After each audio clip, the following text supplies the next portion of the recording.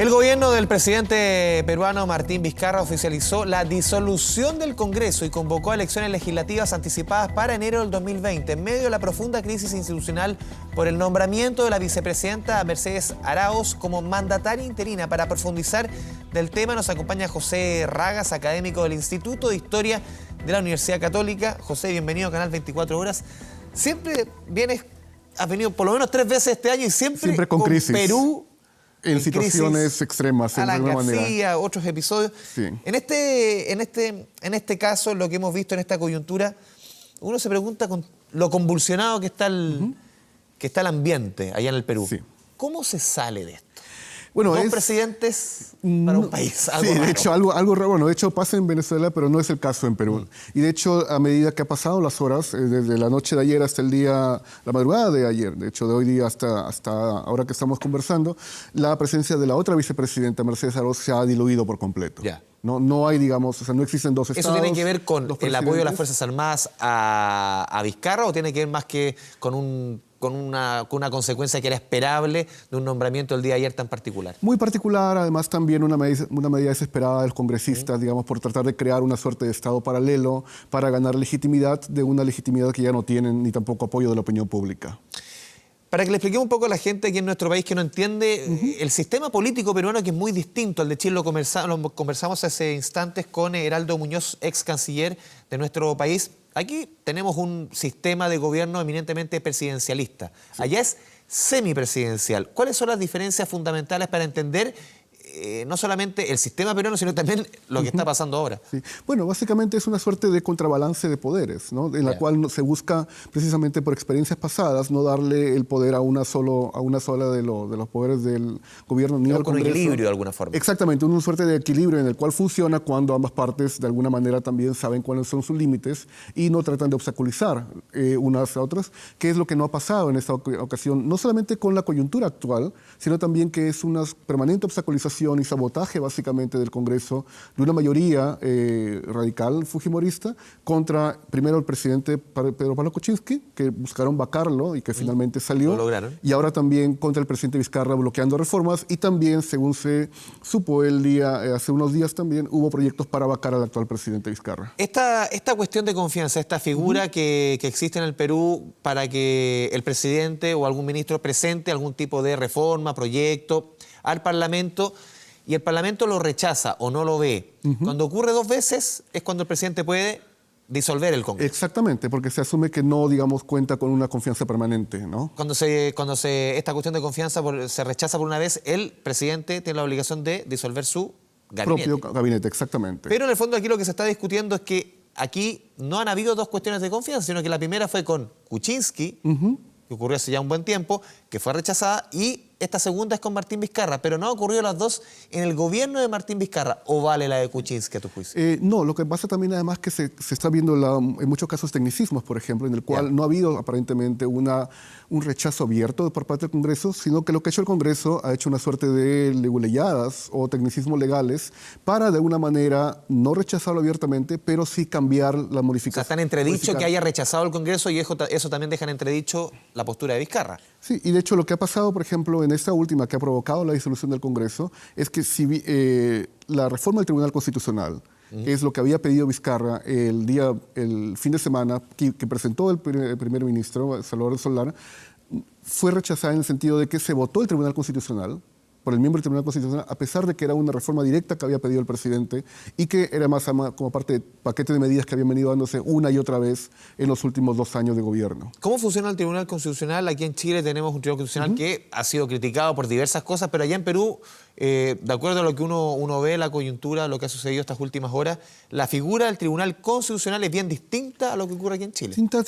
Bueno, es igual un órgano dirimente por encima del Ejecutivo y Legislativo y más o menos alguna figura como de poder es muy parecida a la Corte Suprema de Estados Unidos, en cierta manera, lo que viene pasando. O sea, cómo cada partido político o cada agrupación busca poner miembros que estén inclinados hacia una serie de reformas que ellos quieren poner. Y lo que ha ocurrido también es que el Tribunal Constitucional, en esta coyuntura, va a tener que dirimir, por ejemplo, sobre medidas que van desde recibir habeas corpus a favor de la liberación de Keiko Fujimori hasta, por ejemplo, la capacidad de desmontar investigaciones como la que se viene dando con el caso Lavallato de Odebrecht, o incluso reformas de carácter mucho más estructural vinculadas con la educación y que afectan los intereses de aliados y de parlamentarios actuales. Justamente lo que tú mencionas, lo de Odebrecht, de acuerdo a informaciones de prensa que han llegado desde Perú, en los próximos días se conocerían cuestiones relacionadas con financiamiento ilegal, derechamente coimas a parlamentarios, a muchos parlamentarios peruanos, y justamente lo que se está buscando es que no se reforme el Tribunal Constitucional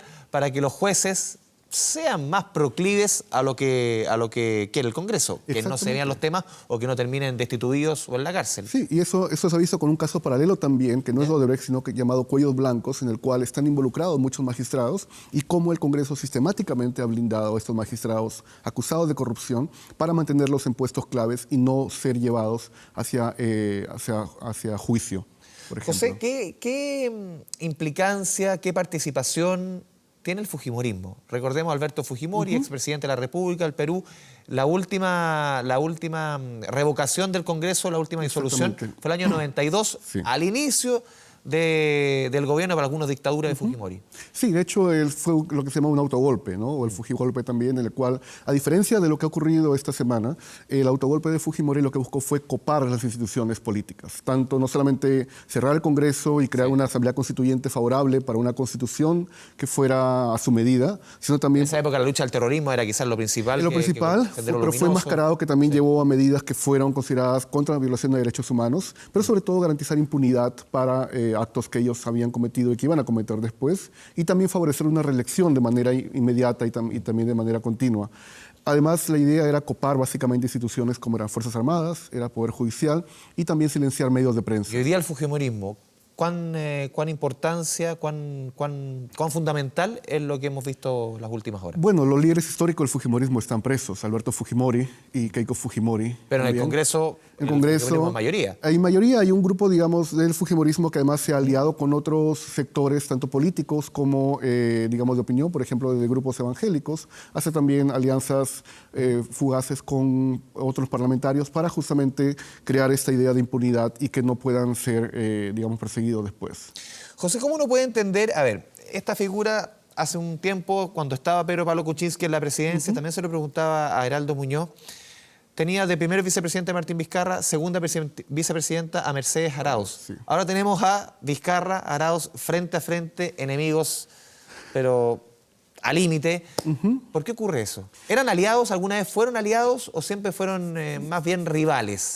No tanto como rivales, sino que diría que la plancha presidencial de PPK fue elegida en función, digamos, por ejemplo, de tratar de conciliar intereses que era un grupo como el de, pero no por el cambio de PPK, muy centralista, muy limeño, además muy de clase alta, digamos. Necesitaban a alguien también, como sea... De Miraflores, de San Isidro, de por ahí. Y de otros lugares también. Necesitaban a alguien, por ejemplo, que balancee con grupos regionales, como era Martín Vizcarra, había sido presidente regional de Moquegua, pero además también Mercedes Arauz tiene una carrera política previa en el APRA, como exministra de Alan García, y además también muy cercano, por ejemplo, a sectores ahora con el fujimorismo. Por eso es que tiene sentido que haya sido elegida o que haya juramentado como vicepresidenta... Por un tema de equilibrio. Un tema de equilibrio, pero también, o sea, que haya sido juramentada como presidenta, digamos, usurpando funciones, como señalan algunos juristas, porque era cercana, digamos, eso, y no había una comunicación, y se veía eso muy claramente. Muchas decisiones tomadas por el presidente Vizcarra no le eran comunicadas, por ejemplo,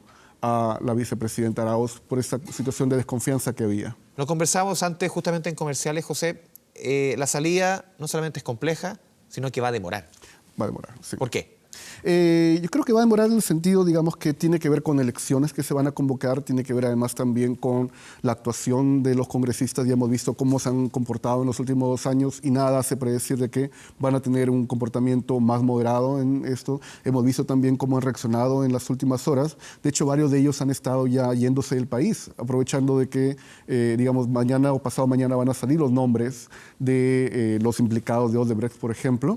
Pero además hay una diferencia fundamental con otras crisis que ha tenido el país en los últimos años y que en este caso creo que va a ser mucho más ordenada que otras crisis previas o de otras crisis que hay en países en la región. Hay un apoyo de la mayoría de la opinión pública a esto y creo que eso es un factor fundamental junto con el respaldo de Fuerzas Armadas, de la Iglesia, por ejemplo, de gobernadores regionales y también de la OEA. A ver, si uno hace un poquito de historia, y no hay que remontarse tanto. ¿Cuándo? Fujimori, preso. Sí. Alan García, Se suicidado.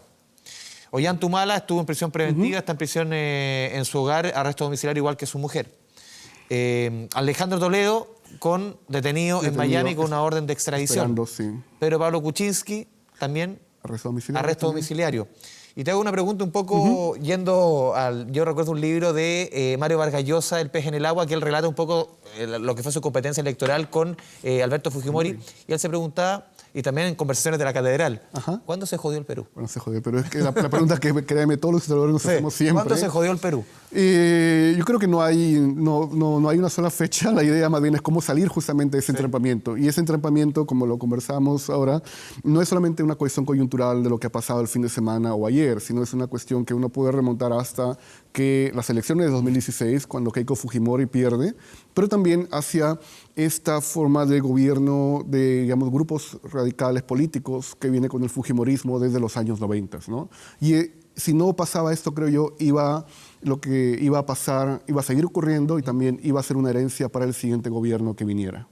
José Ragas, muchas gracias por esta conversación con Canal 24 Horas. Muchas gracias. Muy buenas tardes. Gracias a ti, buenas tardes.